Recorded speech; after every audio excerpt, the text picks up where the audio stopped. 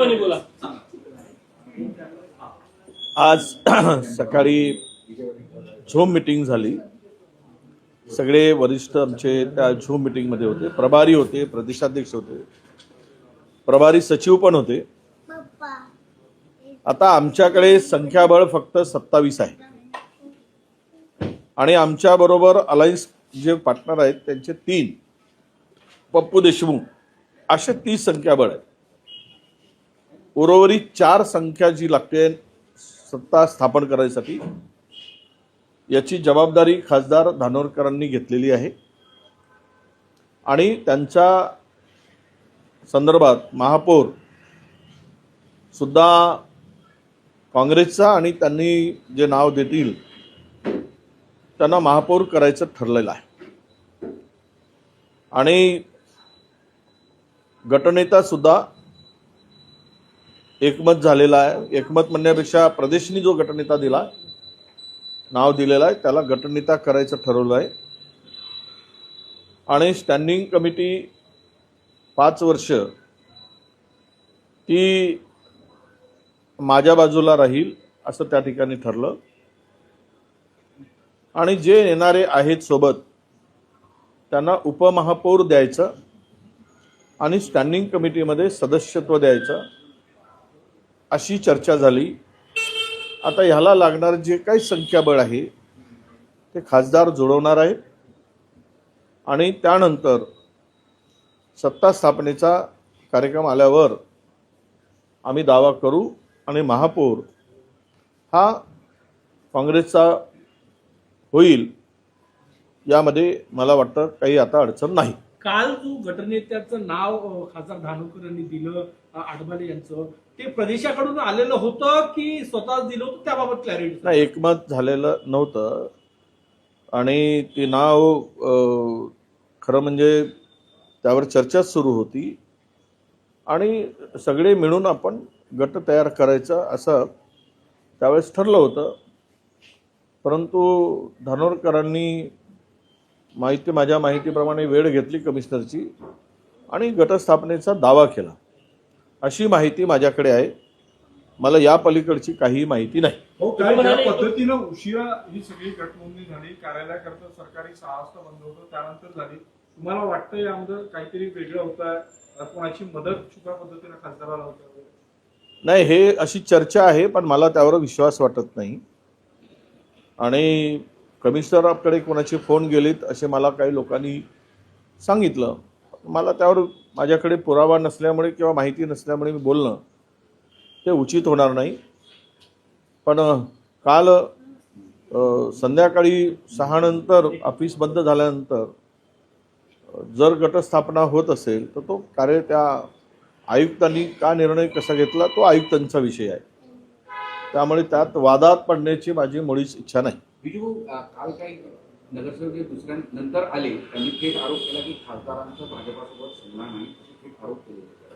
आता त्यांच्याकडे काही ती माहिती असेल तर मला माहीत नाही, पण माझ्याकडे अशी कुठली माहिती नाही आहे, त्यामुळे मी त्या आधारावर बोलणं। आता नगरसेवकांकडे काय माहिती आहे, बाकीच्या नेत्यांच्याकडे काही माहिती असेल त्या आधारावर ते बोलत असतील, पण मला तरी कुठेही माझ्याकडे अशा प्रकारची माहिती नाही, त्यामुळे मी यावर अधिक बोलणार नाही। तुम्ही बोलले की आता 30 संख्याबळ आहे, 27 काँग्रेसची आणि स्थानिक आघाडीचे 3 असे 30 वरचं संख्याबळ हे खासदार महोदय जोडवे, पण तुमचा पण प्रयत्न राहील का ते संख्याबळ जोडवण्यासाठी की त्यांच्यावर जबाबदारी दिली? नाही, असं आहे, मेयर त्यांना त्यांच्या मनाप्रमाणे पाहिजे, त्यामुळे त्यांचा अट्टहास आहे, मुद्दाम शब्द वापरतो, त्यामुळे त्यांनी संख्याबळ आता मेयर जर त्यांना पाहिजे किंवा त्यांच्याकडून त्यांना करायचं आहे तर ते संख्याबळ जोडवण्यासाठी त्यांनी मान्यता दिली आहे की मी संख्याबळ जोडवणार आहे, त्यामुळे संख्याबळ जोडवतील असं मला वाटतं। तुमचे 14 नगरसेवक त्या गटामध्ये नोंदणी कधी करणार आहे हा एक पहिला प्रश्न। दुसरा, या सगळ्या वादाचा आणि याचा फायदा घेण्यासाठी भाजप त्या ठिकाणी सज्ज आहे, ते पण दावा करतात की आम्ही सत्ता स्थापन करणार, त्यांचा संपर्कही सुरू झालेला आहे युबीटी सोबत, जे अपक्ष निवडून आले त्यांच्यासोबत। नाही, सगळ्याबरोबरच आहे, सत्ता त्यांच्याकडे आहे, प्रचंड पैसा आहे, त्यातून त्यांनी मोठमोठ्या ऑफर या सगळ्यांना दिल्या आहेत माझ्या कानावर जे काही ऑफर आहे तर माहितीप्रमाणे 1-1 कोटीची ऑफरसुद्धा दिल्याची माहिती माझ्याकडे आहे नगरसेवकांना, आणि पदही देण्याची ऑफर दिली आहे. त्यामुळं हे पद आणि पैसा यामुळं काय जादू होते हे आत्ता सांगणं कठीण आहे.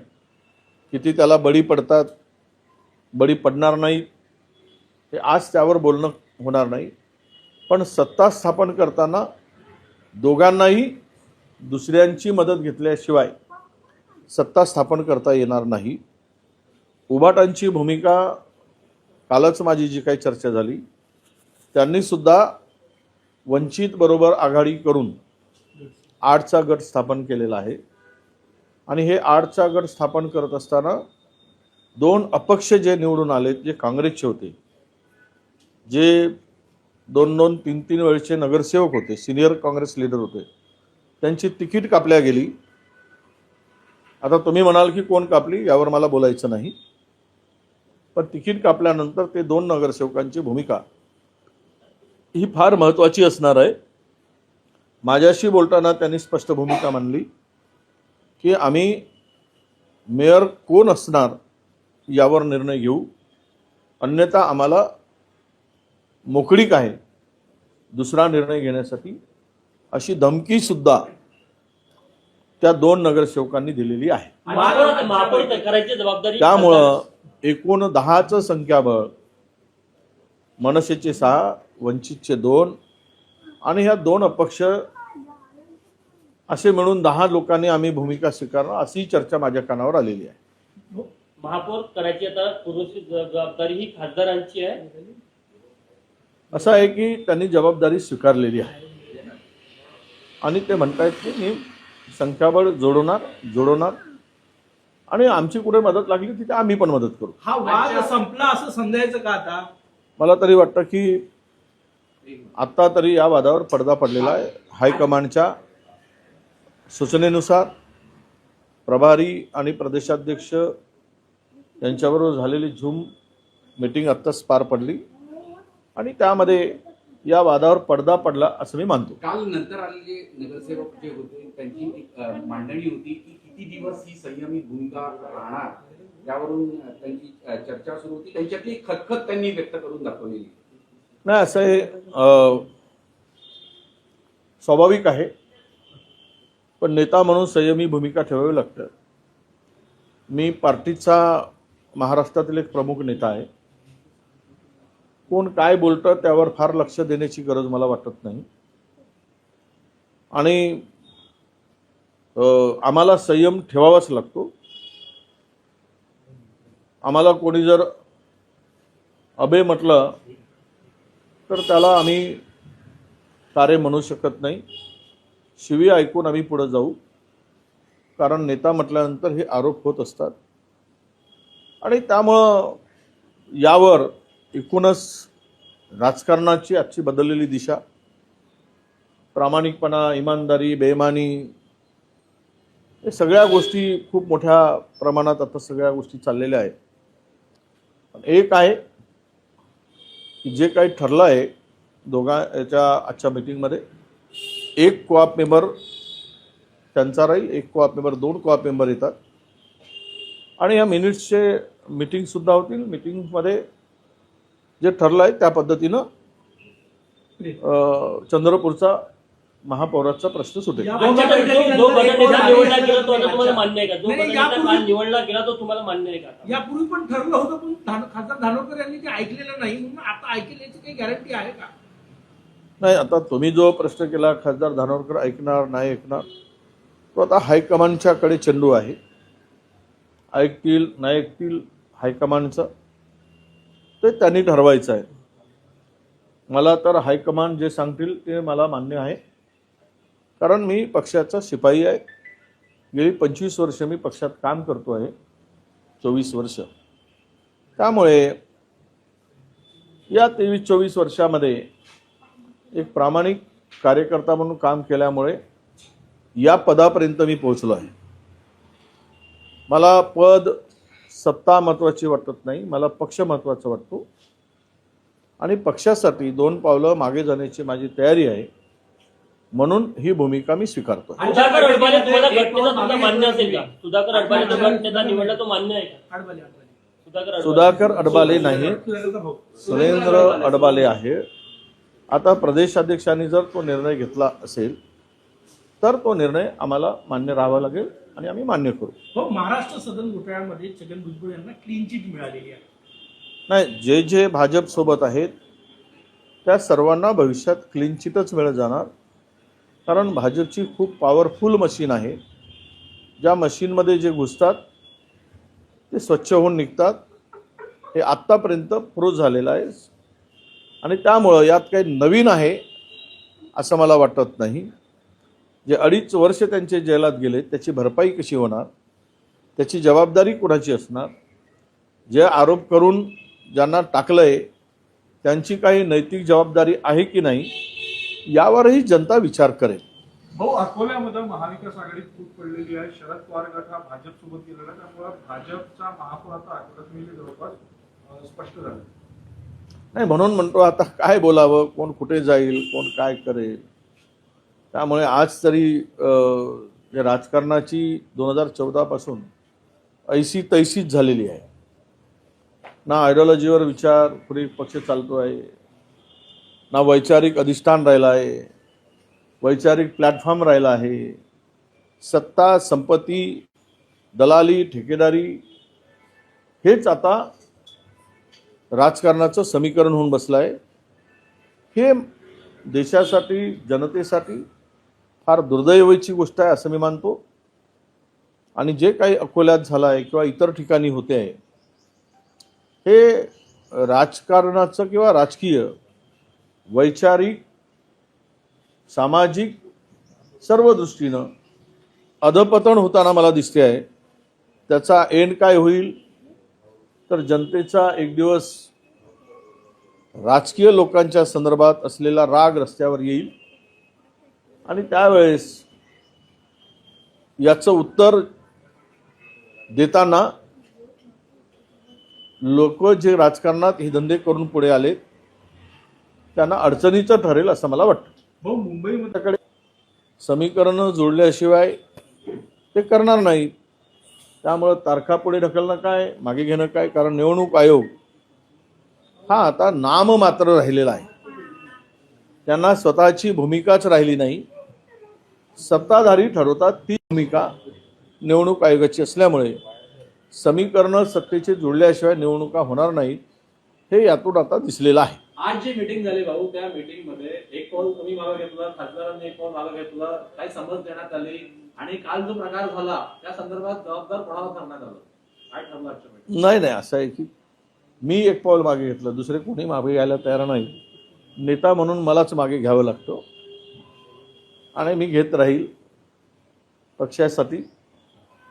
कारण जे काही आहे, वाईट दिवस असू देत, चांगले दिवस असू देत, आज पक्ष हा फार वाईट स्थितीतून चाललेला आहे. अशा स्थितीमध्ये फार काही कठोर भूमिका घेऊन पुन्हा पदरात काही अधिक पाडून घेण्यापेक्षा ठीक आहेत. कार्यकर्त्यांच्या भावना या तीव्र आहेत. आता त्या निवडणुका होतील त्यावेळेस त्यांच्या भावना ते प्रगट करतील, त्या भावना बोलून दाखवतील. पण आजच्या स्थितीतून पक्षाला बळकटी देण्यासाठी एक नेता म्हणून माझी भूमिका मी 2 पावलं मागे घेण्याची स्वीकारली. जिल्हा परिषद निवडणुकीत परत 2 पवार एकत्र आले आहे. संजय राऊत बोलले की पुढे ते महाविकास आघाडीमध्ये. मला वाटतं की महाविकास आघाडी म्हणूनच एक मोड चांगली बांधली पाहिजे. सर्वांना घेऊनच या जिल्हा परिषदांना सामोरं गेलं पाहिजे. तरच यामध्ये महाराष्ट्रातील जिल्हा परिषदामध्ये काही प्रभावी काम होऊ शकेल. भाऊ, तुमच्यातलेच काही नगरसेवक जे आहे, जे झालं काल, तुमचा आजचा निर्णय झाला, हायकमांडचा निर्णय झाला हा, काही नगरसेवक नाराज आहे, वेळेवर काही वेगळी भूमिका पण घेऊ शकते, जे ठरलं आहे ते मान्य नसेल तर? नाही, आम्ही त्यांची समजूत घालू. महापौरपद मिळवणं ही काही आमच्याकडे पूर्ण क्लिअर मेजॉरिटी आहे अशातला भाग नाही. त्यामुळे यामध्ये तोडगा काढत असताना किंवा मार्ग काढत असताना मध्यम मार्ग काढावा लागतो आणि अशा स्थितीत आम्हाला त्यांची समजूत घालावी लागेल. आम्ही समजूत घालू. पण आमच्याकडे असलेली सर्व जी काही मंडळी आहेत ती वैचारिक सामाजिक बांधिलकी असलेली आहे, आयडिओलॉजीशी जुळलेली आहे, बहुजन समाजातून निवडून आलेली मंडळी आहे. त्यामुळे मला कुठेही अशा प्रकारची चिंता वाटत नाही. आणि मी सांगितलं की दोघांनाही महापौर करणं, त्यांना भाजपला असू दे की काँग्रेसला असू दे, फार कसरत करावी लागणार आहे. कारण ज्या लोकांचा गट झालाय 10 लोकांचा, त्यावर सत्तेचे समीकरण आता स्थिर झाले आहे. ती 10 माणसामध्ये 8चा गट आणि 2 अपक्ष, आणि अपक्षांनी सुद्धा आम्ही 10 एकत्र आहोत अशा प्रकारची भूमिका स्वीकारल्याची माहिती माझ्याकडे आहे. अशा स्थितीत सत्ता स्थापन करताना अडचणी आहेत, त्या अडचणी खासदार दूर करतील, कारण त्या स्थानिक खासदार आहेत असा मला विश्वास आहे. भाऊ तुमच्याकडे एक शेवट प्रश्न आहे.